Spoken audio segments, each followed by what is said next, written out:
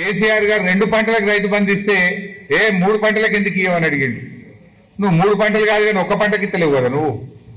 కేసీఆర్ గారు బరాబర్ కరోనా వచ్చినా 2 పంటలకు ఇచ్చిండు. 2 పంటలకు ఇస్తే 3 ఎందుకు ఇస్తలేవన్నావు నువ్వు. 3 ఎందుకు ఇస్తలేవన్న రేవంత్ రెడ్డి నువ్వు 1 పంటకి ఎందుకు ఇస్తలేవు సమాధానం చెప్పాలి కదా. నువ్వు వచ్చినాక ఇది 5వ రైతు బంధు. ఇప్పటికి పడ్డాయి 2, ఎగబెట్టినాయి 3. ఇచ్చింది తక్కువ, ఎగబెట్టింది ఎక్కువ. ఇది 5వ రైతు బంధు ఇప్పుడు పడాల్సింది యాసంగి. కానీ నువ్వు ఇప్పటిదాకా ఇచ్చినాయి 2, ఎగబెట్టినాయి 3 రైతు బంధులు.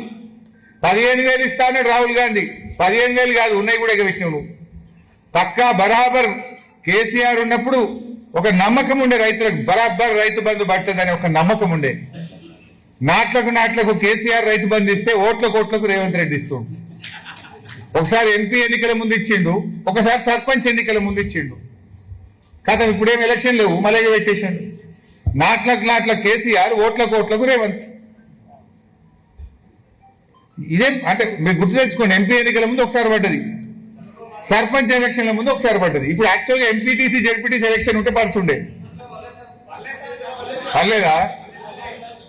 అంటే మన నీళ్లను మనకు దక్కించడంలో కూడా రేవంత్ రెడ్డి, నీళ్ల మంత్రి ఉత్తమ్ కుమార్ రెడ్డి ఫెయిల్ అయిపోయిండ్రు. సాగర్, శ్రీశైలంలో అడ్డగోలుగా ఆంధ్రప్రదేశ్ నీళ్లు మలుపుకుపోతున్నది.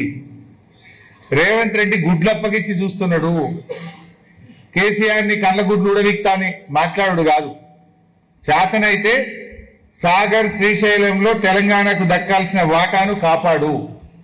ఇవాళ యాసంగి పంటకు నల్గొండ, ఖమ్మం జిల్లాలకు నీళ్లు తక్కువ పడే పరిస్థితి ఉన్నది. ఇప్పటికైనా ఆంధ్రప్రదేశ్ నీటి మళ్లింపు ఆపకపోతే రేపు హైదరాబాద్ మంచి నీళ్లకు ఇబ్బంది పడే ప్రమాదం ఉన్నది. నువ్వు గుడ్లప్పగిచ్చి చూసుడో గుడ్లుడవీకుడో కాదు రేవంత్ రెడ్డి. అవసరమైతే అపెక్స్ కౌన్సిల్ మీటింగ్ డిమాండ్ చేయి, ఢిల్లీకి పోయి కేంద్ర నీటిపారుదల శాఖ మంత్రి దగ్గర కూర్చొని తెలంగాణ నీటి వాటా కాపాడాలని చెప్పి మేము ఈరోజు డిమాండ్ చేస్తా ఉన్నాం.